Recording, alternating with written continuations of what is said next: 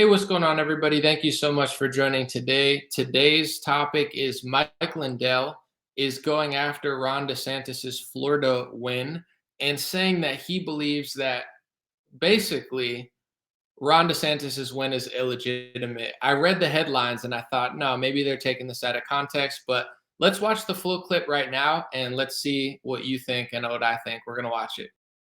What'd you find out after we broke away there for a minute? Okay, well, here's what we got, everybody. Just like I told you before, we have, with Smartmatic, we have all the cast vote records for the results have come in for LA County. So we have everything on Smartmatic from the 2020 election. What we're doing now is I am going after Dade County in the 2022 election. And everyone says, now, why would you go after Dade County?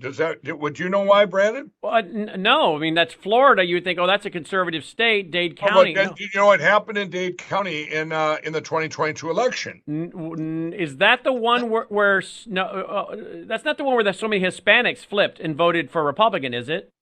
Well, this is where Ron DeSantis won Dade County. That's a Republican won Dade County. Okay. Well, for me, I look at deviations, everybody. That's a deviation. Because that was historical. Normally Republicans don't win that county. I don't believe it. So just going to show everybody, just like we always say about Democrats where they stole their elections, just like they did the one that nice lady in Georgia that got 0 votes in her own precinct. Right. I want to find out in Dade County what happened there because it's a deviation from norm, you know? Yeah. It's very much a deviation. So.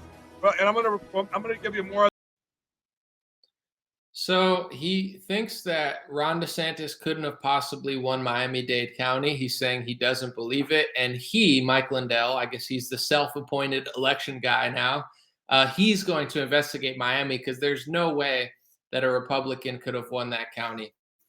I have a few thoughts. First of all, and this is not to say that there aren't any election regularities, because obviously there are, and they're worth looking into in certain places. But do certain people think that the candidate doesn't matter? Like you can just run Dr. Oz in Pennsylvania or Herschel Walker in Georgia, and DeSantis is exactly the same as Mitt Romney. There's no difference in likability or campaign or effectiveness or leadership where maybe you could have gotten people to like you because you did a good job and you weren't too divisive or negative and you didn't lean into the mainstream media hate. You just addressed it and moved on and kept working.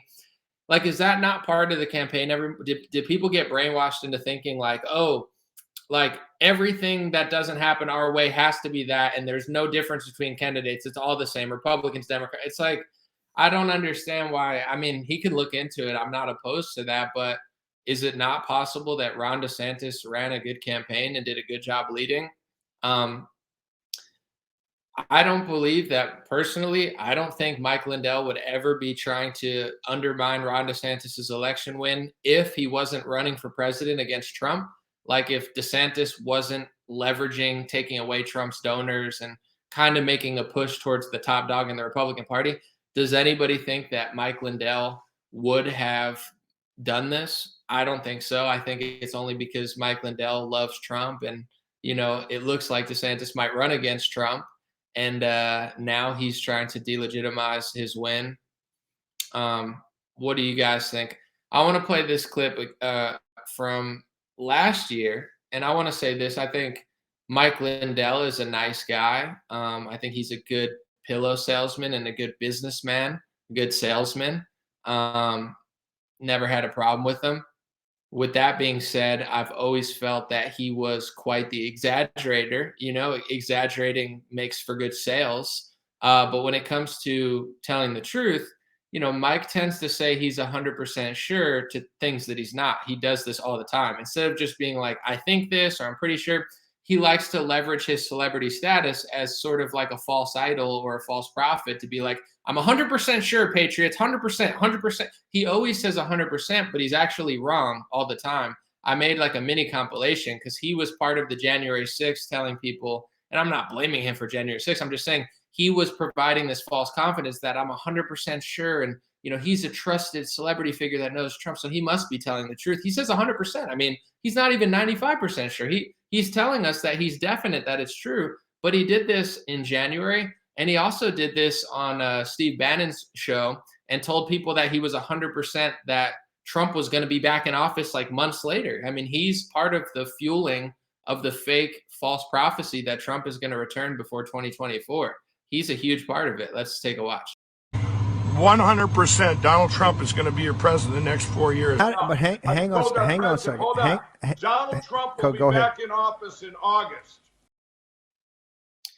He's always making these claims so confidently, right? That's how you sell pillows. And I'm not knocking him. I think he's like, you know, buy my pillows. They're the best. 33%. Like, that's a good sale. But when it comes to truth telling, honesty, news reporting, everybody has their own thing. Some people like to be lied to. Some people like the falsely confident guy who's just selling them the convenient lie.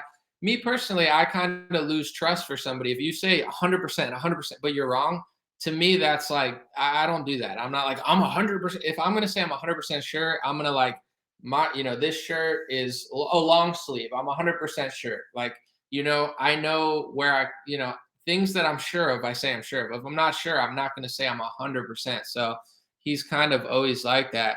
But with the DeSantis thing, I'll say a few things.